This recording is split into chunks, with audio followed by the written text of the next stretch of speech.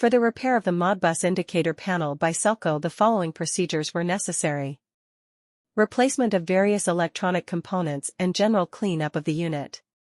For testing, we used 24-volt DC power supply. By activating the Modbus indicator panel, the unit responds accordingly, and the LEDs light up in alignment with the commands we send. This confirms that the system is properly receiving and executing the Modbus instructions as expected.